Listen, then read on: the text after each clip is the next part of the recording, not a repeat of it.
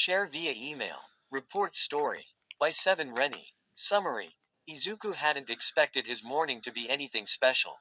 Yeah, it was his 16th birthday, but his birthdays weren't anything special.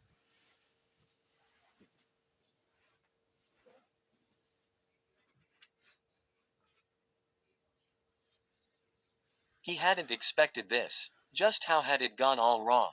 His vision blurred and black spots danced at the corners of his eyes. He could make out Uraraka's tear-stained face looking down at him in horror.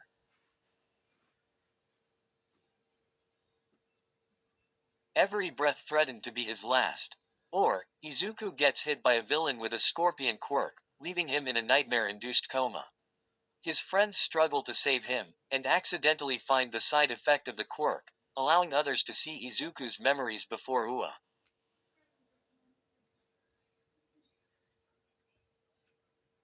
Equals equals equals equals equals equals equals equals equals equals equals equals equals equals equals dot. Chapter 1. It had been an accident, a simple accident, because Izuku was one to interfere when it came to the safety of others. Now, it was costing him his life, every breath threatened to be his last. He'd collapsed so suddenly, too fast for Uraraka to grab him. His eyes rolled back and his spine arched as he gasped and struggled to breathe because his throat was swelling inside and he couldn't get air.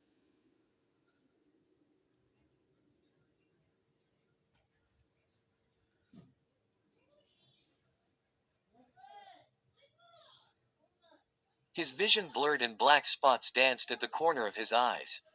He could make out Uraraka's tear-stained face looking down at him in horror. She grabbed his head to prevent him from slamming it against the ground again, her other hand occasionally stroking his hair, trying desperately to give him some sort of comfort. Deku. It'll be okay just hold on, okay? Please, just hold on, Deku. Her voice was hard to hear, mixed in with the panicked chatter of the crowd that had gathered and the haziness of his mind. Someone called for help. Someone kept asking, is the boy okay? What's wrong with him? And most watched in worry, unsure of what to do. His heartbeat pumped in his throat and his body felt too hot. He was sweating, drenching his clothes. It was hard to breathe, a cough, followed by a gurgle, and he choked on his own fluids, coughing and having his spit fly out his mouth and hit his own face. Something bubbly leaked from the corner of his lips, and with his mind so disoriented, he couldn't figure out that he was foaming at the mouth. He tried to speak, but it came out as a pained grunt that ended with a wet cough.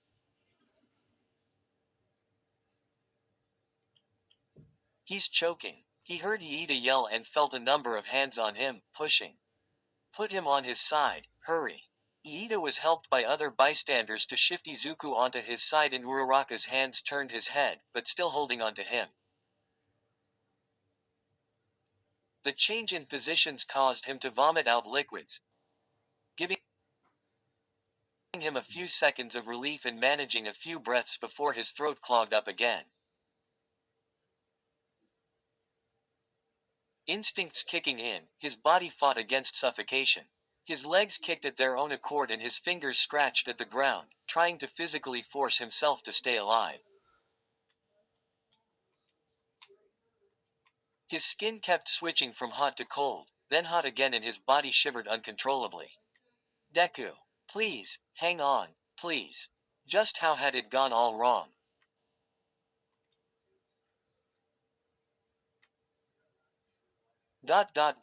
He hadn't expected his morning to be anything special. Yeah, sure, it was his 16th birthday, but his birthdays weren't anything special. He usually only had his mom to celebrate with him, but he was living in the dorms now, far away from her, so he only expected a happy birthday, sweetheart text from her.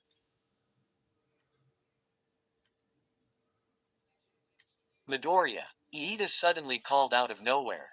Izuku flinched, accidentally drawing a squiggly line across his notebook. Still disturbed by the sudden action of his friend, Izuku whirled around to look at him, placing one hand over his thrumming heart. He didn't like it when people snuck up on him like that. It reminded him of getting jumped by bullies. Oh, yeah. Promoted stories. You'll also like. Convicted Hearts 3600 like my other story but ILI longer. Not all heroes wear capes. Some just have 8.42.7k 1.4 kilo. Everybody. This is a suicidal, depressed Deku book with Dadmic.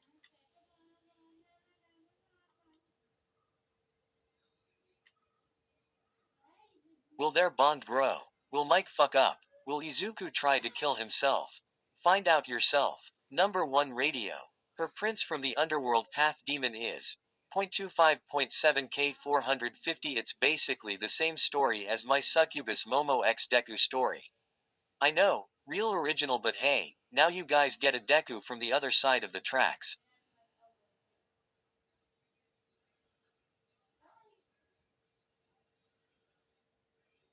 Return of Mokuden discontinued 3.5k 45. This story is officially up for adoption.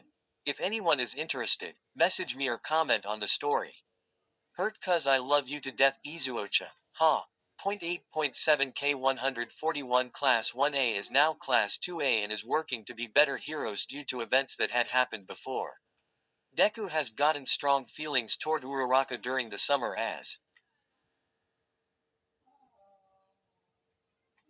the heroes return. MHAXJJK ongoing 114k 1.7k and quad. Izuku.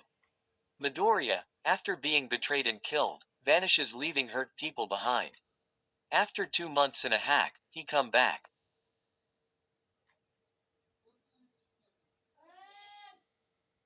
Changed. How will the class re? I am, sequel of, UR check mark 69.4k 1.8k. This book is the sequel of, You Are So Better. Read that first before going here. Tears of joy, tears of joy. Thank you to that one reader that suggested this title. I can't see you sad face but thank you. Today is a splendid day outside, isn't it? Quote dot. I guess so. Izuku wasn't sure. He hadn't finished his homework, so he hadn't had time to go jogging yet. He was still weirder out by Iida. Why such a random topic? Well then, why don't we have a walk? Some fresh air and sunlight is quite beneficial for both body and mind.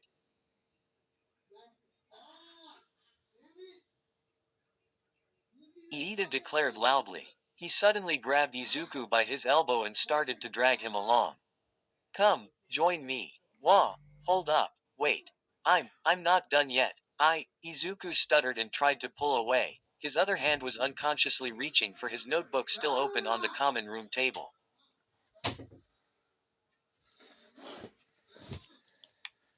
Yes, homework is just as important, however, it can wait, while your health cannot. Izuku blinked. My health. Iida, I'm fine. Nonsense. Iida interrupted as he continued to pull Izuku with him. You're very pale. Please, allow me to accompany you. I assure you, it is for your own benefit. Okay, he finally agreed, mostly because he didn't have a choice in the first place. Slipping on their shoes and exiting the dorms, Izuku wondered what had gotten his tall friend so excited today. He seemed more outgoing than usual, and his sudden demand to leave the dorms just didn't make sense. They just walked in silence, and Izuku would occasionally look around to talk about something because why was it so quiet? So, Midoriya, Iida started.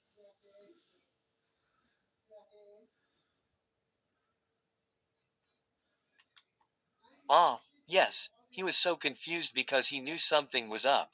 I've heard Kirishima, Kaminari, Ishido and Jiro talking about their visit to that arcade place. Okay, where was he going with this?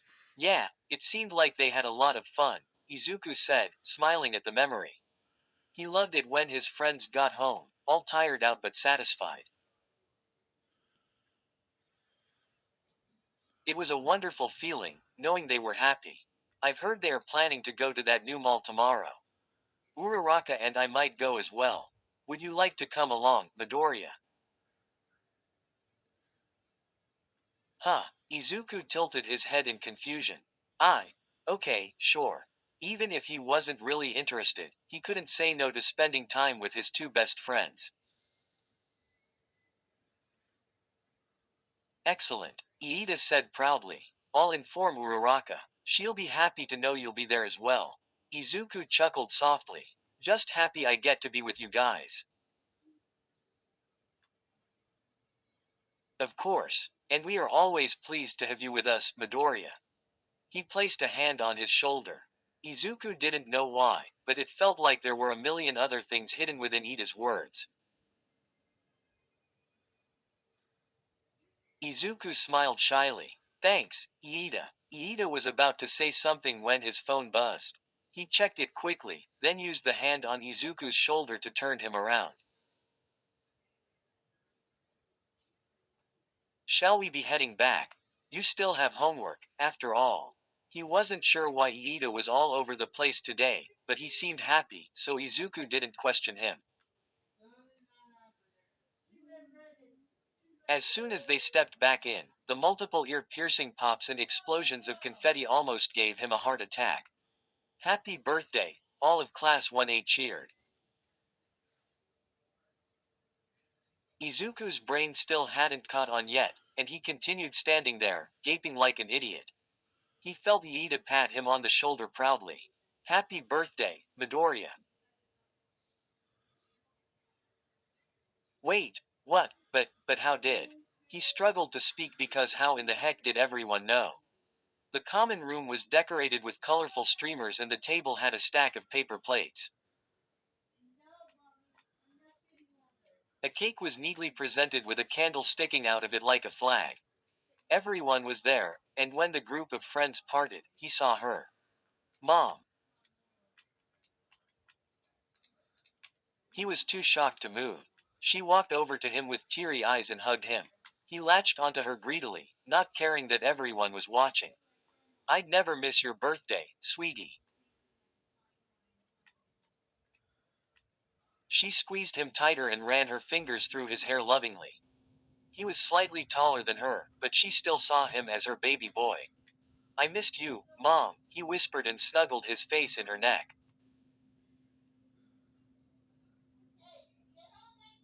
I love you, Mom. I'm so glad you're here. Love you, too, baby. You've gotten so far, I'm so proud of you, Izuku.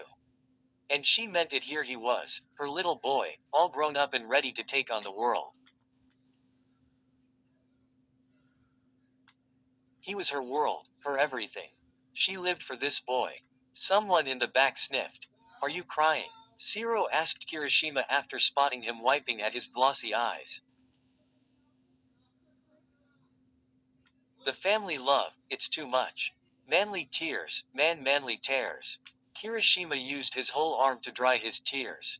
Shiro chuckled and gave him a pat on the back. Izuku was the center of attention and was slightly nervous about it, but once he blew out the candles and everyone clapped for him, the realization slowly sunk in. He'd never had a birthday party with friends. He'd been to Bakugos when they were children, but nothing more.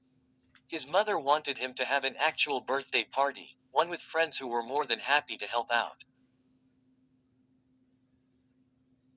He was 16, and he finally got to experience what having friends felt like. He was sure his mother had been the one to inform them of the importance of today's date. Ochako gave him a strong hug.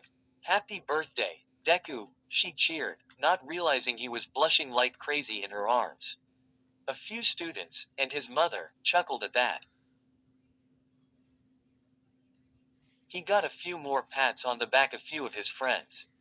Happy birthday, man. Kirishima congratulated him. I still can't believe you're older than me.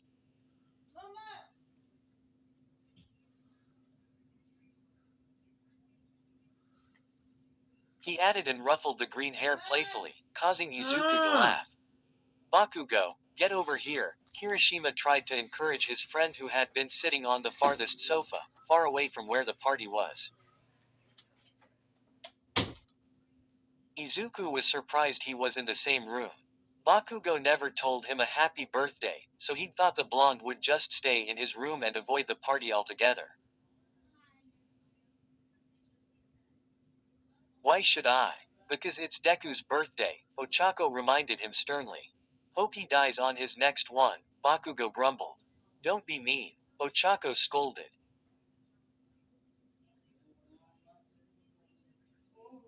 Izuku's sweat dropped. What could he say, really? Come on, be nice to him, Kirishima said. Just for today. Fuck off. Guess that's a no. Party pooper, Mina commented, sticking her tongue out at him. They chuckled at the childish display, completely missing how the explosion boy was grinding his teeth in anger. A few hours earlier, Todoroki had been the one to meet Izuku's mother first.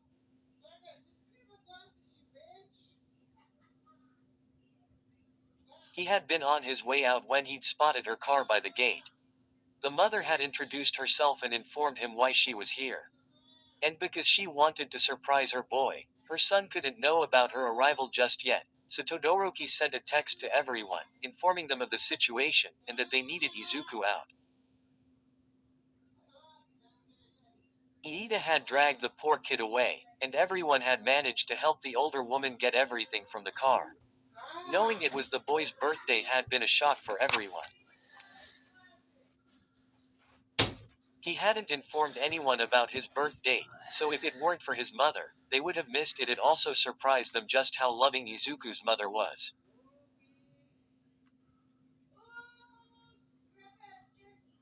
During the party, Izuku had tears of happiness in his eyes, and Inko was crying as well. It was obvious he took after her. They both shared many physical features, and Izuku's politeness and constant worry over others was a direct copy of his mother's caring nature. It was cute, seeing mother and son interacting so sweetly in front of everyone.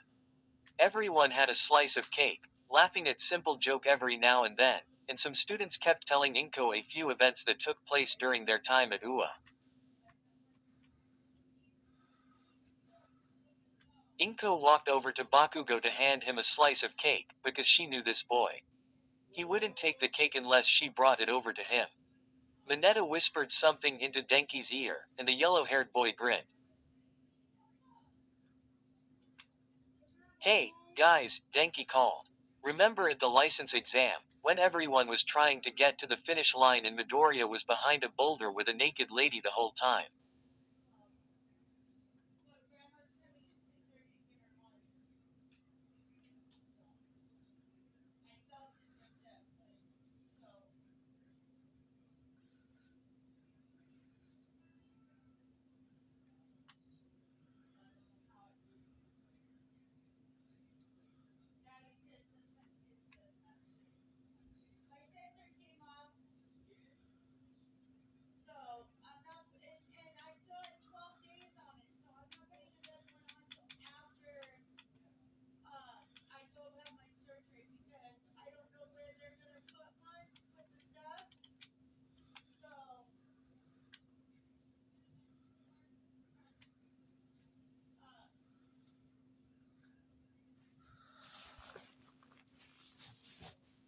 Time.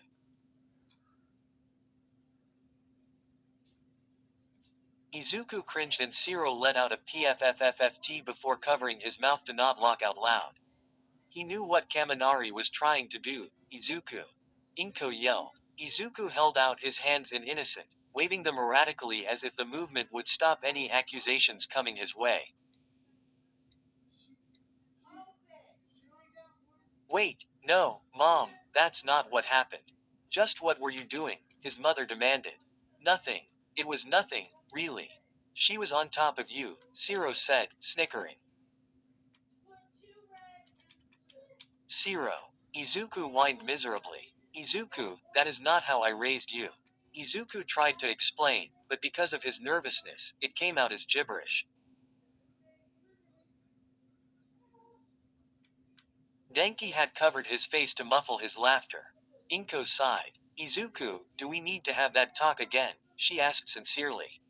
He immediately grabbed her hand and pulled her out of the room, hoping to talk with her privately. He was not having this conversation in front of them. A number of the students started laughing like maniacs. Priceless. Mina laughed out loud. That was so worth it. Denki said, trying to catch his breath.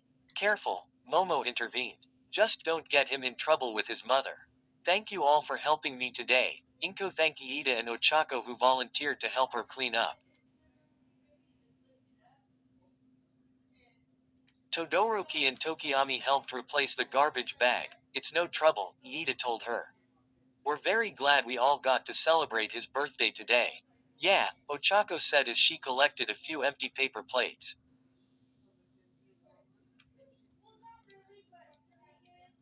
We would have missed it if you hadn't told us. We never asked when his birthday was, she admitted embarrassingly. Some friends they were. Oh, it's nothing to worry about, sweetie. Izuku's always been a shy boy, Inko told them, using her quirk to bring over a few empty cups.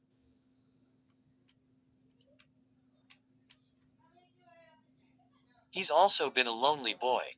I don't think he realizes he has great friends now. He's never had friends before, has he? Iida asked carefully. He had his suspicions, but Izuku's mother just confirmed them.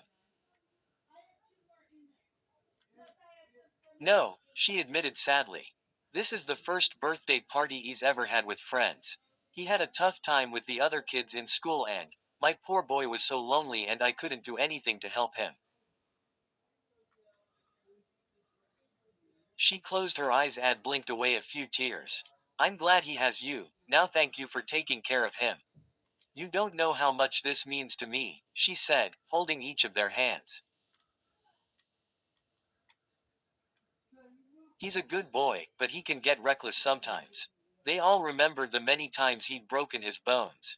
They couldn't imagine what his mother must have felt whenever she got informed of her son's injuries. We will do everything we can, ma'am, Iida said confidently, placing his palm over hers. Thank you. She hugged them both, showing them just how grateful she was. She stayed the rest of the day, because she rarely got to see her boy anymore. He finished his homework quickly so he could join her again. She also admired the other kids. Just like Izuku, they were all children aiming for something big. Compared to the kids Izuku used to deal with, these Ua kids were absolute sweethearts. Aside from Bakugo, they all treated him as an equal.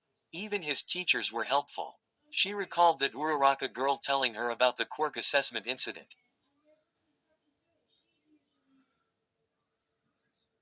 Their teacher stopped Bakugo from physically hurting her boy. That was the first time a teacher interfered to save him from getting bullied. Usually, the teachers would pretend nothing was happening, because they either didn't want to deal with it, or just didn't know how to deal with it.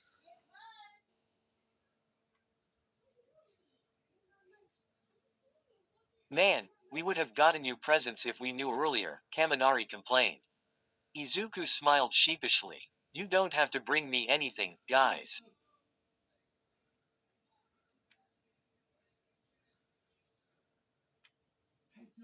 They all disagreed. Nah, no way. Everyone should get presents on their birthday.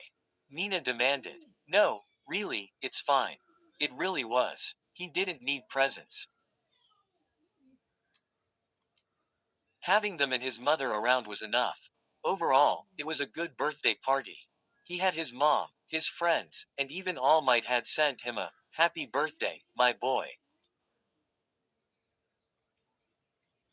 Text. Well, it seemed like his mother hadn't forgotten to tell his teacher about his birthday. By the end of the day, Izuku kissed her goodbye and walked her out. He gave her one last hug before she left. He felt complete that night. He was lucky to have such wonderful people around. The next day, they made the trip to the mall.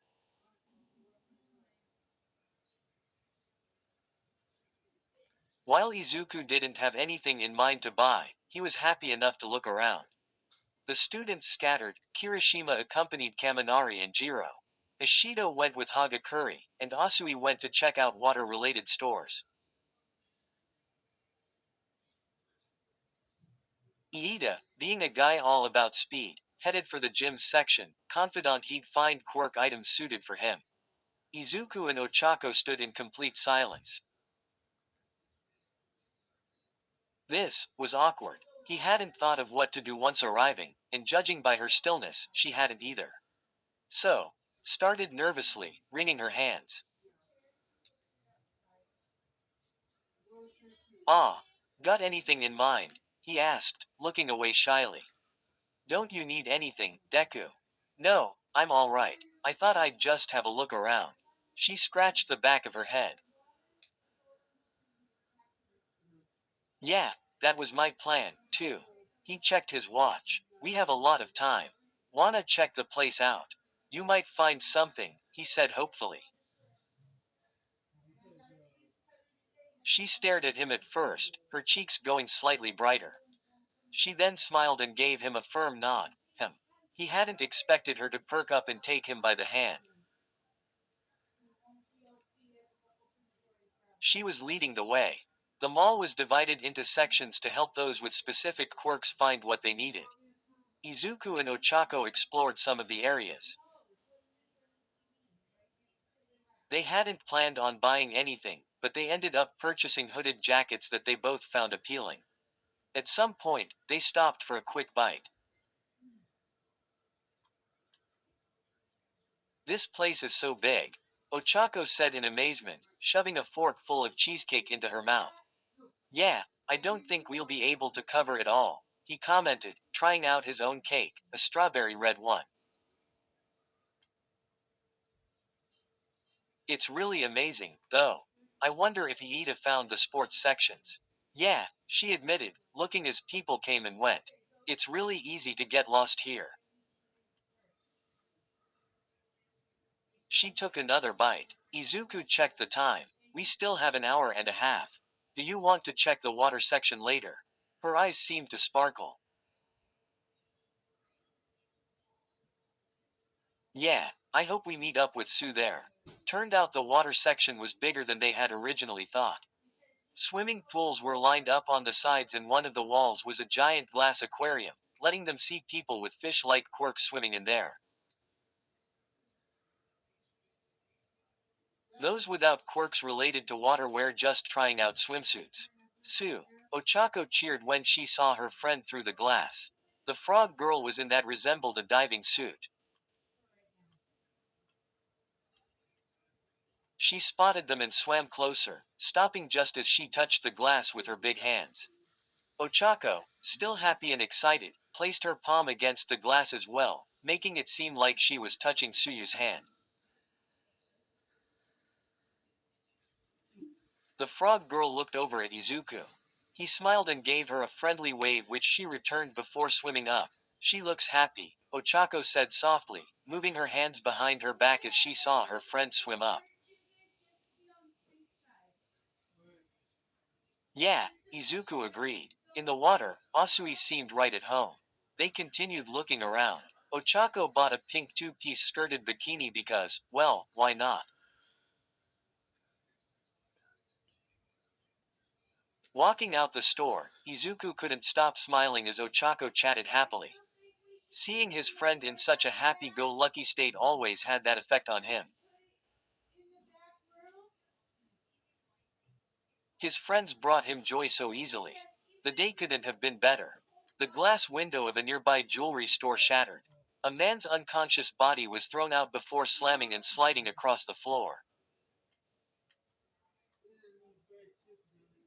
Bystanders screamed in shock and stopped whatever they were doing.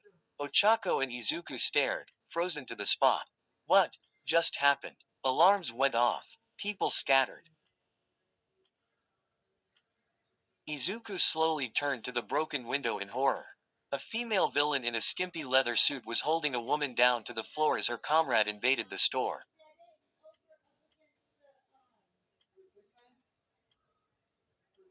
An explosion came from the upper floors. Both Izuku and Ochako dropped their bags. It was a full-on attack. He didn't know when he jumped into the store through the broken window, but seeing that woman being held down against her will, screaming as the villain held a spike-covered hand only inches away from her face.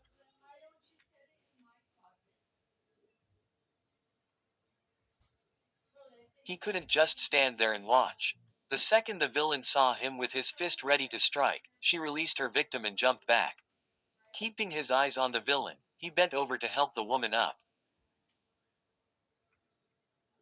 The villain smirked and raised her hand, the spikes sticking out of her palm shot out, and Izuku grabbed the woman off the ground and flipped them both away.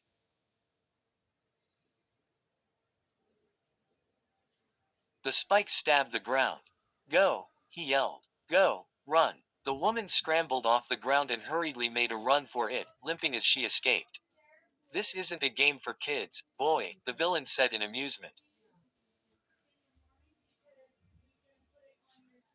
Izuku held his ground, fists ready. She was dangerous. He didn't care about what she could have stolen, he just didn't want anyone hurt. He had to stall her, keep her here until proper help arrived. The alarms were still going off. Where were the guards? Then he remembered the explosion earlier. Did she have other comrades attacking other parts of the mall? You want to act the hero's part, huh? The villain said, cocking her head to the side. Deku. Ochako screamed. He turned just in time to see another villain, ready to grab him. Izuku ducked under his arm and rolled away to the side. The female villain charged at him, her hand ready to stab him. He dodged repeatedly, hearing the whoosh of air by his face when her hand got too close. After one powerful swing, he ducked under her arms and saw the opening he'd been waiting for. In one swift motion, he grabbed her arm, turned, and mimicked the arm throw he preformed on Bakugo and Shinso, slamming her to the ground. In her state of confusion, he quickly flipped her over and pinned her down. You little brat, the male villain yelled. Izuku's heart almost stopped when he saw that he was targeting Ochako. He was ready to release his capture when he saw his friend act. Using what Gunhead had taught her, she seized him by the upper arm, kicked the back of his knee to pull him down, and grabbed the back of his neck to slam him face down into the ground. He let out a pained grunt. Izuku's eyes widened in horror when he saw that the villain she had taken had had a scorpion's tail. Unknown to Ochako, the tail slowly lifted, aiming for the back of her neck.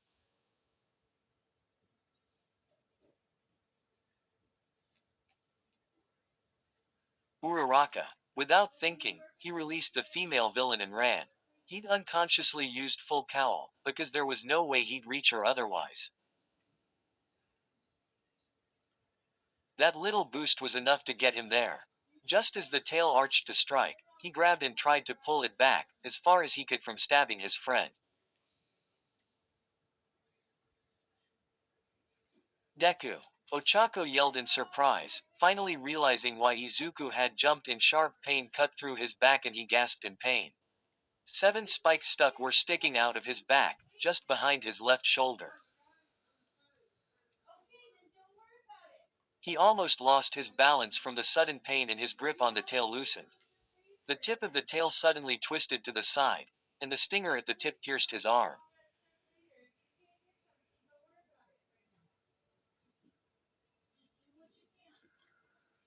Deku. Ochako screamed in terror as her friend screeched in agony. He sucked in a breath and, with all the energy he had, he pulled the tail away and held it to the ground, keeping it at bay. He briefly saw the other villain, getting ready to stab him again, when a dart randomly zipped by and struck her in the neck. People in uniforms stormed the area. Uwabami led the team of officers through. Native was right behind her. He took aim with his blow stick and shot another dart at the villain Ochako was holding down.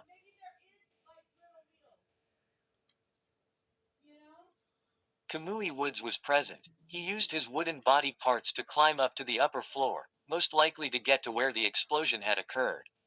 The female villain wobbled on her feet, and the villain eye on the ground stopped struggling.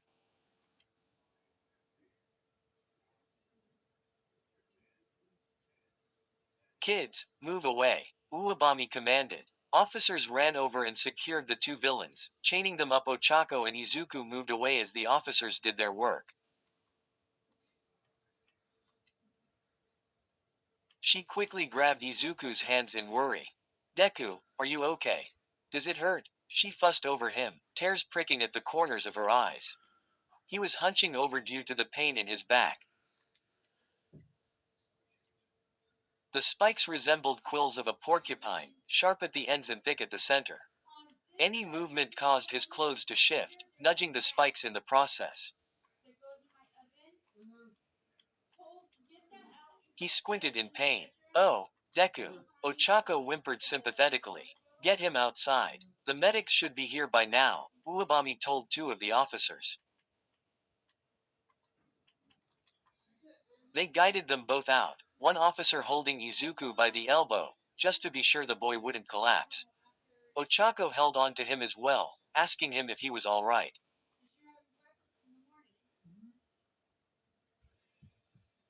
I'm fine, really, he tried, but it was too painful to ignore the quills in his back. Just outside, their friends ran over to them. Aside from Kaminari, who had a scratch on his cheek, they were all unharmed.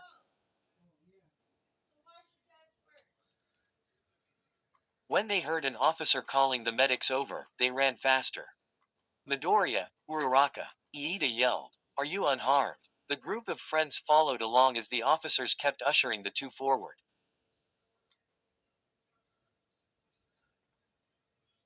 I'm fine, but Deku. Ochako looked at her wincing friend worriedly. They saw the spikes in his back. Holy crap, Kaminari yelled, cringing at the thought of how deep those actually were.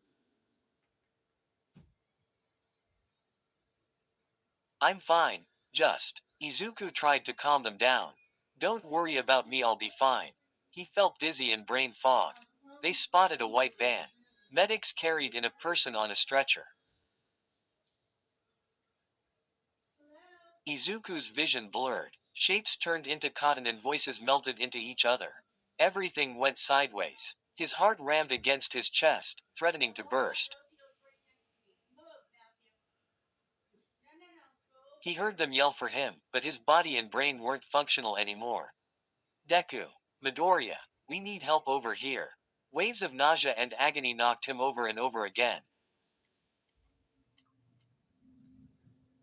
The spikes in his back were temporarily forgotten as his body jolted and jerked around, sending him rolling onto his back. The spikes dug in deeper, but he couldn't command his body. It had a mind of its own. He shivered uncontrollably and his throat clogged up. He couldn't breathe. Panic set in because he couldn't breathe. He couldn't breathe. Someone help.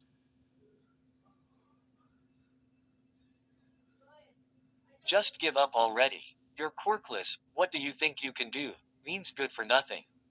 You, a hero. You've got to be kidding. When is he going to stop dreaming?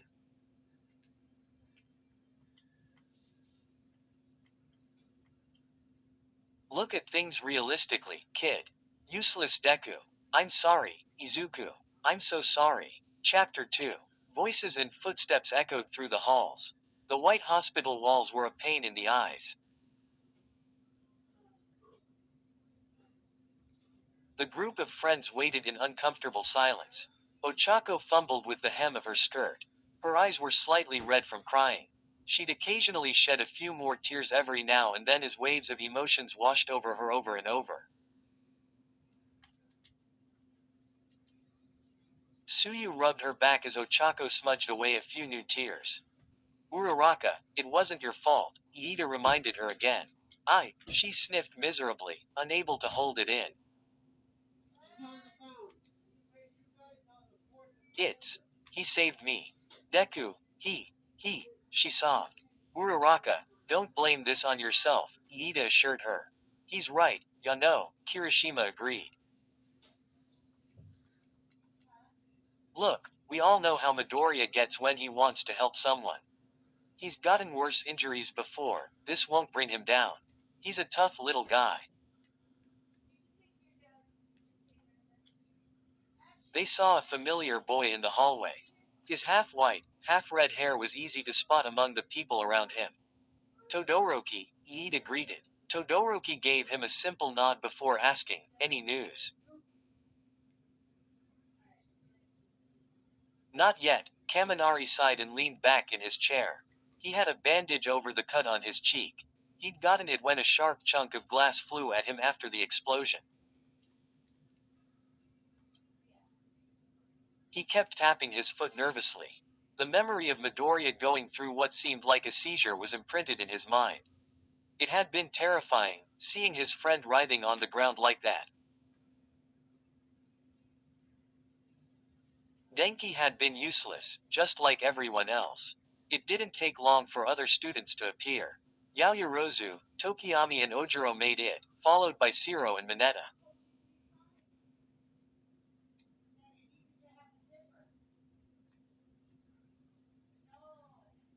After what seemed like forever, they finally got some news. He's stable, the doctor told them, and they all sighed in relief. The spikes had been pulled out cleanly, and the substance in his body isn't recognizable, but his body isn't reacting to it in any way. He had an allergic reaction to it earlier, but that seems to be it, the doctor with a chameleon quirk explained, his lizard eyes moving around to scan everything.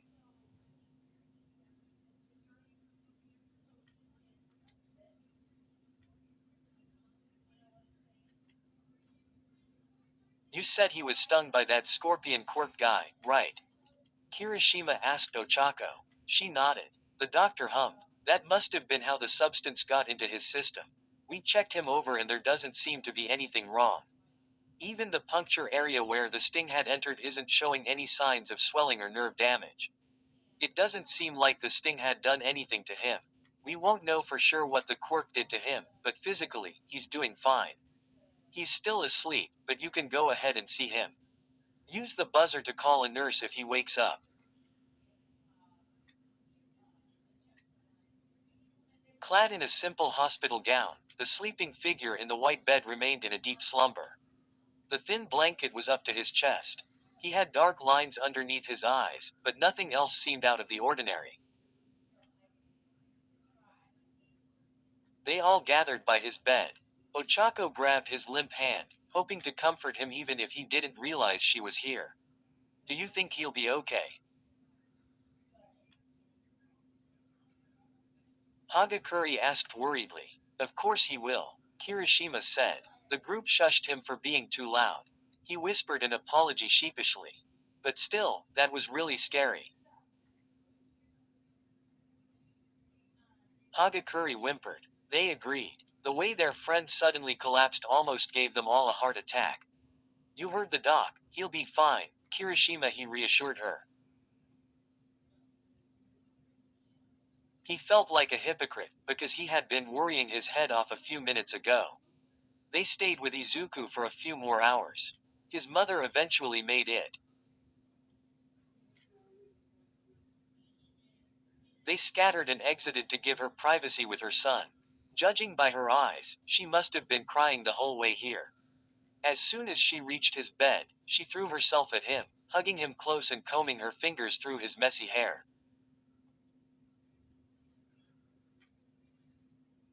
Oh, Izuku.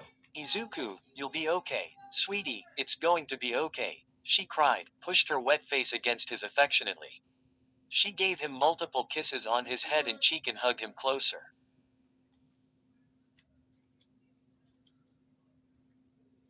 Ochako, who had been watching by the door, felt a tear slide down her cheek. They'd promised his mother they'd take care of him. They failed. They failed and now he was in a hospital bed. The guilt in Ochako's chest grew. That scorpion attack had been aimed at her. She had been targeted because she hadn't been paying attention. She wanted to tell him how sorry she was. She needed to tell him, or the guilt wouldn't go away. The shopping trip had ended with terror. Some of the students felt it would have been better not to have gone in the first place.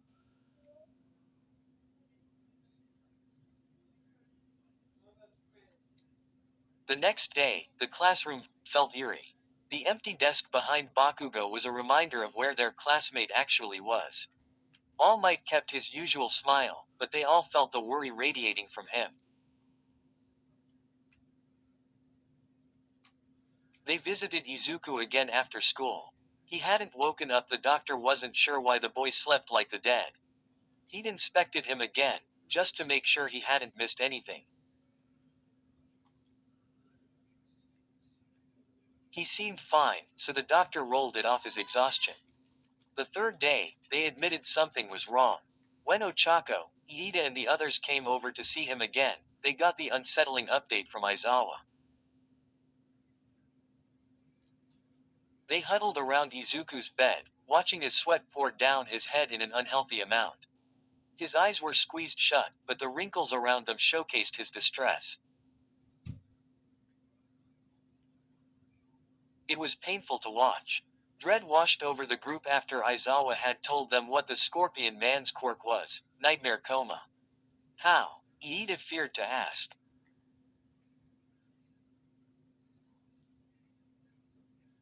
How long will he remain like this? That's hard to say, Aizawa said. I looked into Scorpio's files. He's attacked two other people before. One stayed in a comatose state for 2 months. She was unable to talk after waking up and committed suicide later, so we don't have much information to go on. The group stayed silent. Kirishima gritted his teeth, his hands clenching into tight fists.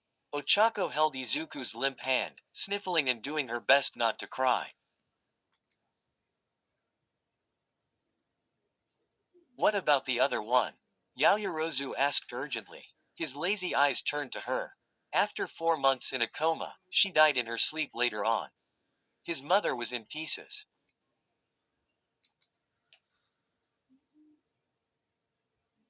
She wailed pitifully as she cradled her son's head to her chest. Izuku, Izuku, wake up, baby, she begged. He remained unmoving. It was sickening, watching him so still and lifeless, and knowing he was probably going through one nightmare after another. His pupils would twitch beneath his eyelids and he would occasionally twitch, but those were the only signs of brain activity so far. Some students, like Kirishima, tried to bring their hopes up.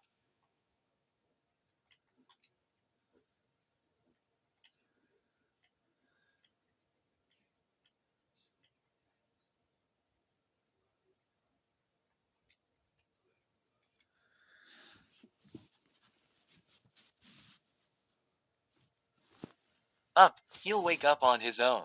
If there's one thing we know about Midoriya, it's that he never gives up.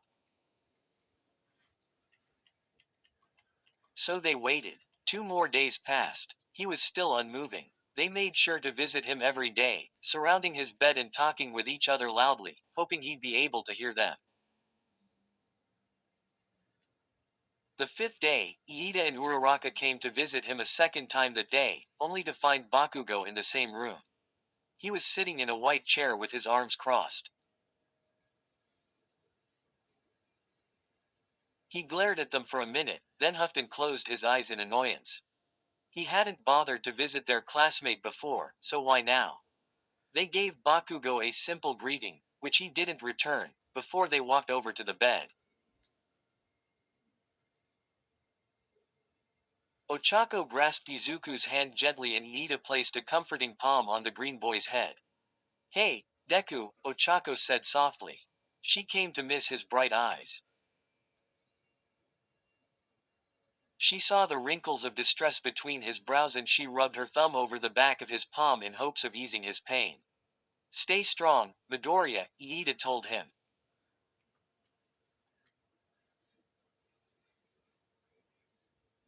We're all waiting for you to wake up. They weren't sure if he could hear them. They hoped their words were getting to him some way. They stayed with him, and after a while, Kirishima came by as well. He stopped and stared at Bakugo in surprise. Kirishima smirked, but didn't say anything when the blonde growled at him. He chuckled and walked past his red-eyed friend to get to the unconscious one. Iida moved away to give him room. Kirishima tousled Izuku's hair playfully. Still sleeping, buddy. He knew he wouldn't get an answer, but if his friend could still hear him, then every word was worth it.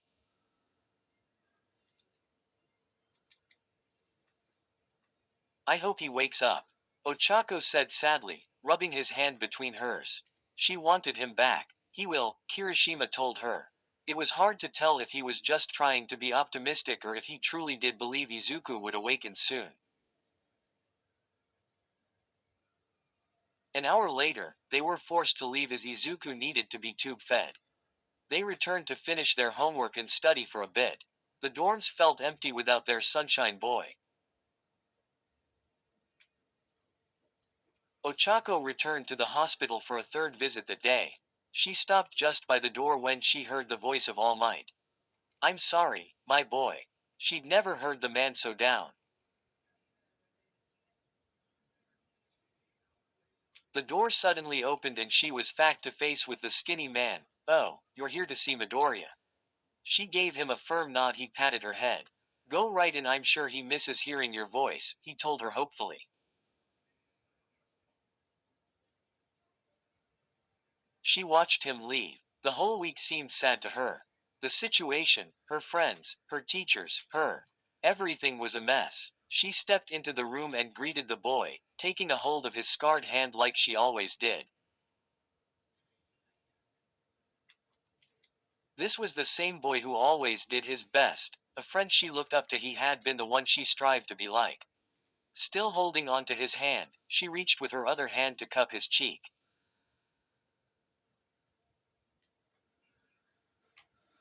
He didn't react, of course.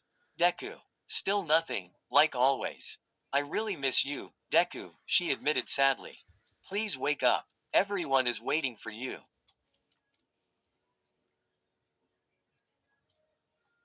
She felt hot tears as her vision blurred. Your mom, All Might, Iida, everyone in class, me. She sniffed and felt a tickle run down her cheek. She placed both of her hands around his face and pressed her head to his, rubbing her forehead against his.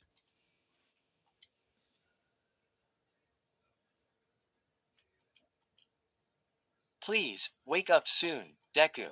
Her tears slipped and landed on his cheek. Ochako dragged the empty chair over and sat down. She intertwined her fingers with his, folding her other arm over the bed so she could rest her chin over it like a pillow. She slept next to her friend. Something was terribly wrong when she opened her eyes. Her voice echoed. She was standing in the middle of a white room.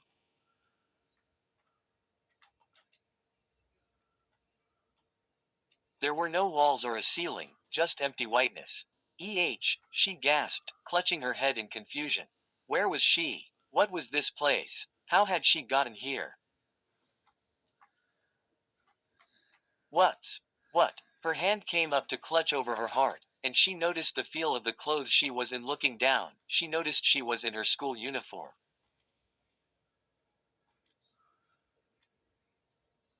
She hadn't been wearing this when visiting Deku. She'd fallen asleep next to him, but that was as far as her memory allowed showing her. Green fog slowly devoured the room, and she suddenly saw herself standing in the middle of a sidewalk.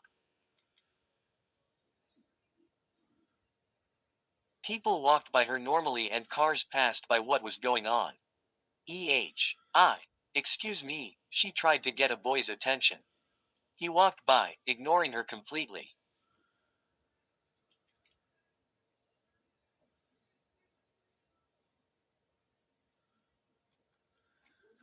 Please, excuse me, she tried again when she spotted two girls clad in black school uniforms. She called to them, nervously wringing her hands. Can you help me? I think I'm lost. I sorta don't know how I got here, but if you could please tell me where I am.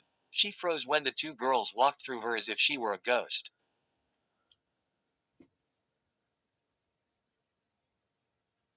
Quote. Her head creaked to look back at the girls.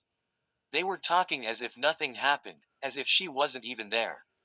A random boy in a similar uniform walked through her as well, leaving her standing in silence as her brain slowly turned on the engine again. She screamed and frantically patted herself down, checking for anything wrong. Was she dead? Was she a ghost? She caught the familiar sight of bushy green hair. Deku, she rubbed at her eyes, because this couldn't be true. He was walking away, his yellow backpack strapped to his shoulders. She recognized his big, red shoes. It was definitely him. Abandoning all forms of logic and reason, she ran after him. Deku. She reached to touch his shoulder. Deku, wait. Her hand went through him uselessly. She took a second or two to realize what had happened and looked down at her hand. She couldn't touch anyone, not even him. Deku. He didn't respond to her.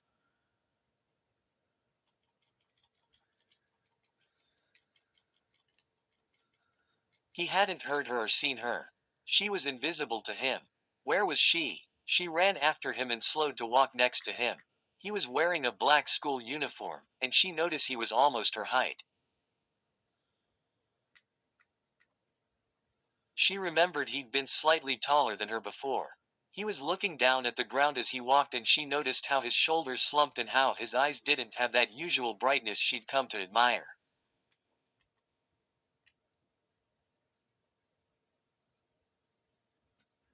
She waved her hand in front of his face experimentally. He didn't react. Deku. Can you hear me, Deku? Still nothing. She was a ghost to him. She didn't know why or how, but as soon as a school building came into view and saw Izuku walk through the gates, her mind pieced together everything she'd gathered so far. Shorter Deku, those uniforms, that kind of school. Was she looking at Deku's past?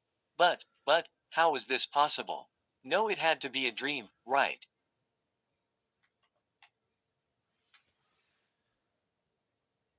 She followed her friend, hoping to find an answer to what was going on. She kept her eyes on him, folding her hands behind her back. He looked so sad. He never raised his eyes, but kept them down to the ground submissively as he walked. As he drifted through the hallways, she felt the need to talk to him. She knew Deku was a quiet and less spoken to, but this was too quiet. This Deku didn't seem like the happy boy she knew at Ua. This one looked sad. The circle of isolation around him worried her. Her heart sank into her gut when Inko's voice rang in her head. Izuku's been a lonely boy. I don't think he realizes he has great friends now. He never had any before. Deku, she tried in vain. Deku, please talk to me. I'm here for you now, so please. Deku, she pawed at his shoulder uselessly, watching it pass through him. It was frustrating, watching him so isolated and alone, and she was standing right there, unable to do anything for him. Someone bumped him, shoving him to the side. She passed through him harmlessly, but his shoulder slammed against the wall. He held on to the straps of his backpack as the blonde-haired kid who'd pushed him smirked down at him. She recognized who this was. Bakugo. The blonde-haired kid's friends chuckled beside him. Izuku began trembling, and Ochako noticed how he seemed to shrink into himself, as if he wanted to hide.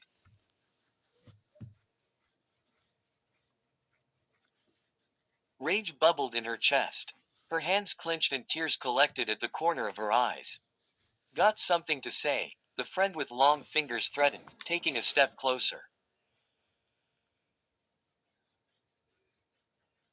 He was fairly thin and his long hair hid his eyes, but he was significantly taller than Izuku, and that smirk didn't seem too friendly. Izuku shook his head frantically, his pupils shrinking into tiny dots.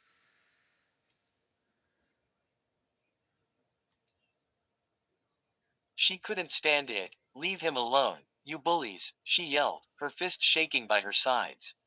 But, of course, no one heard her. Deeming this a small, effortless victory, Bakugo huffed and continued walking, stuffing his hands into his pockets.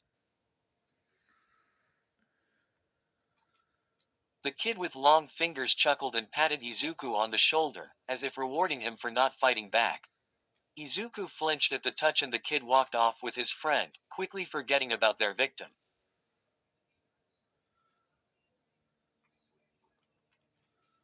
She turned to him quickly, looking him over. Are you okay, Deku? Are you hurt? She fussed over him, worry eating at her heart. It was clear Izuku had been expecting something worse from that boy, judging by how he was still trembling.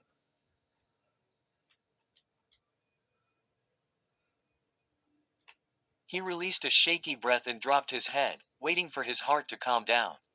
He was still leaning against the wall he had been shoved against.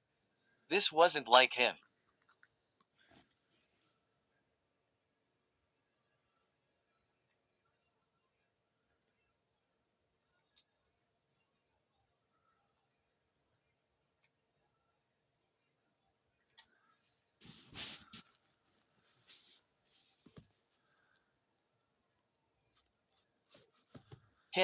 This wasn't like him at all. He usually bounced back quickly after confrontations with the explosion boy. It's okay, Deku. He's gone, she tried to comfort him. The way he held himself, it was like a puppet hanging onto loose strings. This wasn't the Deku she knew from Ua. She reached out and her hands went through him again. She wanted to squeeze his shoulder, rub his back, hug him, anything. He was hurting and she couldn't do anything. He released a deep sigh and readjusted his backpack, moving away from the wall. There was a slight glint of determination in his eyes. Her Deku was in there somewhere, hidden under all of his fears and insecurities. Are you feeling better? She knew he wouldn't be able to answer her, but please just hear me, please. He huffed and straightened his shoulders. This looked familiar. She recognized the movement and she felt a flurry of happiness in her chest.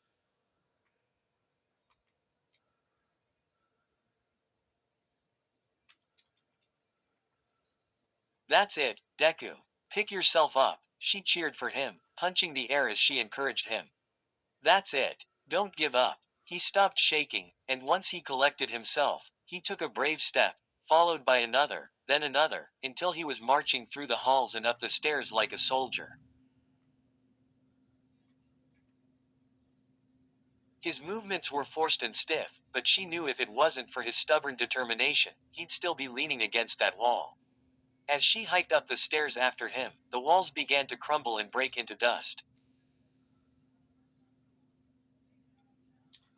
The tiny particles drifted up slowly like the sand in an hourglass. To her horror, the stairs disappeared from beneath her feet. She saw Izuku's back as he slowly became transparent. Deku. She reached out to him desperately, jumping over non-existent stairs. She wasn't moving from her spot. His figure faded and her hand remained stretched out to him.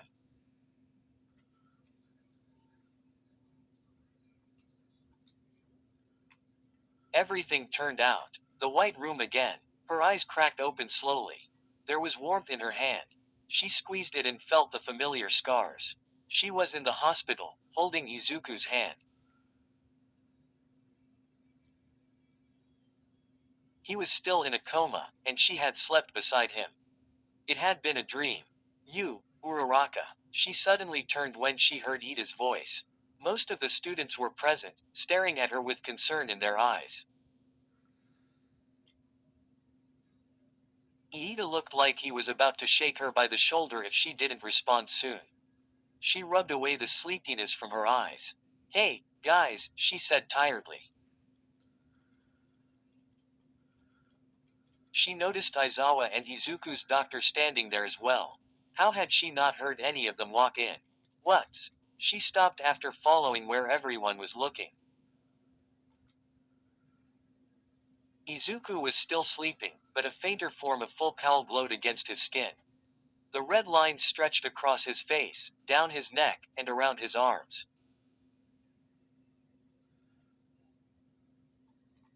The glow was much weaker than the usual full cowl. He was unconscious, but the rapt movements beneath his eyelids and the wrinkles between his brows indicated he was going through something in his head.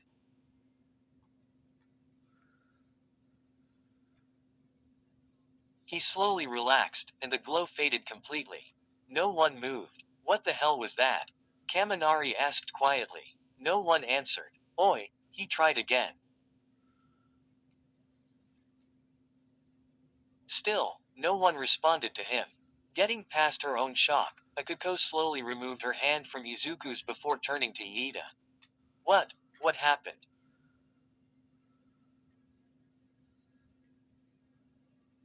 Did he just try to use full cowl while in a coma?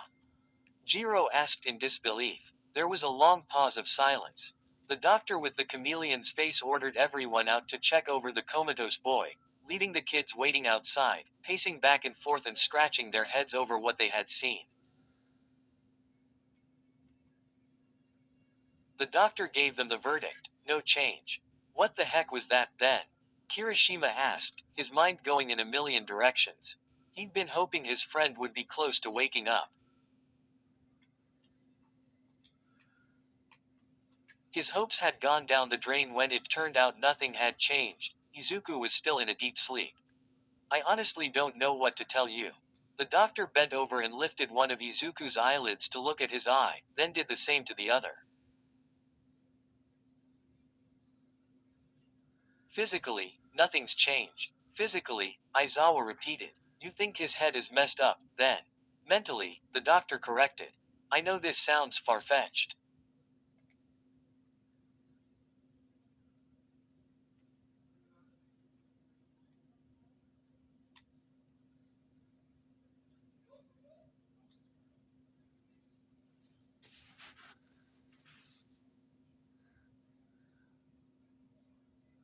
Far-fetched. We just saw one of my students use his quirk while in a coma. I think I'll take whatever crazy theory you've got into consideration, Aizawa commented nonchalantly. The doctor's chameleon eyes twitched. Like I said, it's far-fetched, but considering the quirk that got him into this state, we can say this isn't a normal coma, yes. Aizawa admitted it was kind of difficult to focus on what the doctor was saying when his chameleon eyes kept darting in different directions. His voice sounded similar to Recovery Girl's, which made it seem even weirder. Nightmare coma, yes. Like I said, it's far-fetched, but I believe he may have been trying to wake himself up. The doctor cupped his chin as he thought.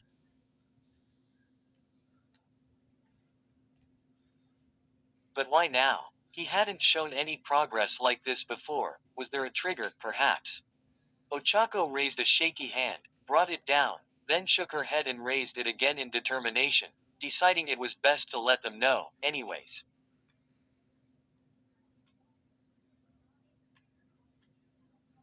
Um, Uraraka, Iida asked. He then knocked his fist against his open palm in realization.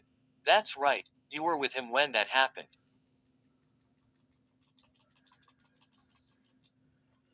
She nodded. And, I think I saw something. It was weird. I was dreaming about him. Her pink cheeks turned brighter as she blushed at the idea of saying that out loud. How would she explain this? This was frustrating. It's gonna sound weird. I don't know if you'll believe me. Please, Uraraka, Iida begged, placing his hands on her shoulders. Anything might help. We need something to go on, please, for Midoriya. That was enough for her. They listened as she explained her unforgettable experience. She left out the emotional parts and the upsetting encounter that involved Bakugo. She mentioned Bakugo was there, but that was it. She was met with tilted heads and she could picture the question marks floating over Denki's head. The question was said aloud by Momo. How do you know that was Midoriya's past and not just a dream? I don't know. It just looked so real, she hadn't really thought about it.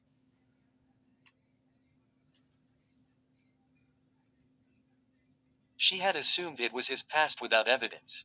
What could she use as evidence? Was she making a big deal out of nothing? Had her brain simply made all of that up?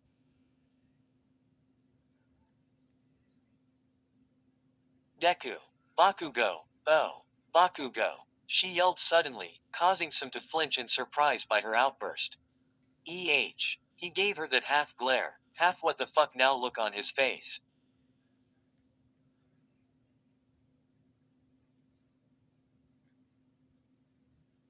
Bakugo was there and he had this friend with really long fingers and air. Think, come on, remember other things. Quote dot dot dot. I think it was his quirk and he had shoulder length hair, I think and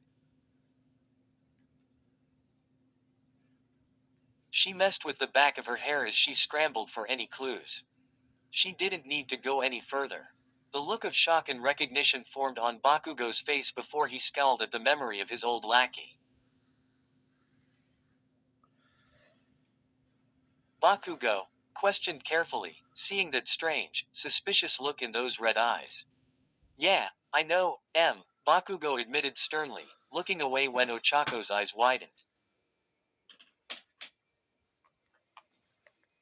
Was the description accurate, Bakugo? Aizawa asked, eyeing him the whole time. Bakugo clicked his tongue. Yeah, no way. Kaminari said and clutched his head in disbelief. Mina shook Ochako by the shoulders. You got in his head. How? I don't know, really. Ochako panicked a little. I think I fell asleep.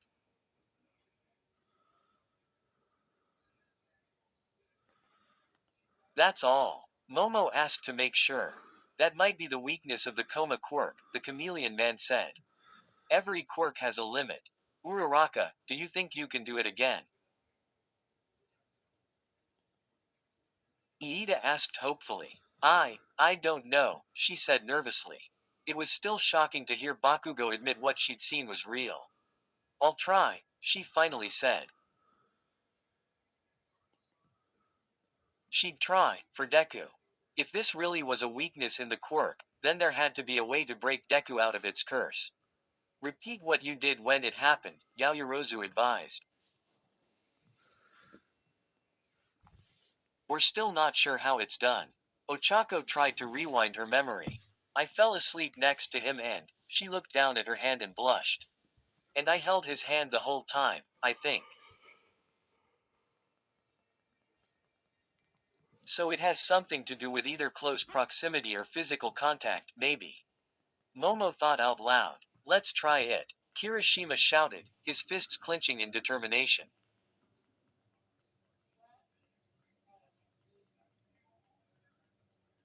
We have to. If there's a way to save Midoriya, then we gotta at least try. It was far-fetched. They weren't even sure if it would work again. But there must have been a reason why Ochako had been able to slip into Izuku's mind.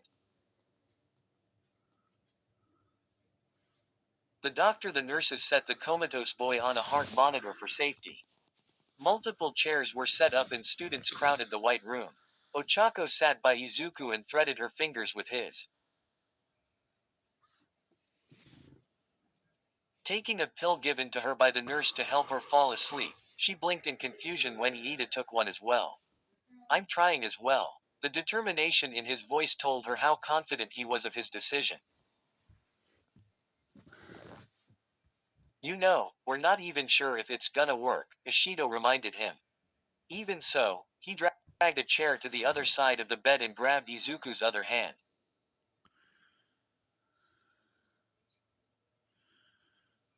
It's worth a try. I know Midoriya would do the same if it were me on this bed. As a loyal friend, I will not abandon him at times of need. He took off his glasses, folded them and placed them aside before pulling out a pillow from who knows where and plopping it on the side of the bed.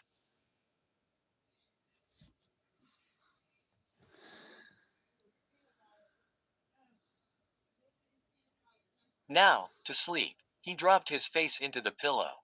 Everyone in the room sweat dropped. The pill doesn't work that fast, son, the doctor stated. Where stories live. Discover now.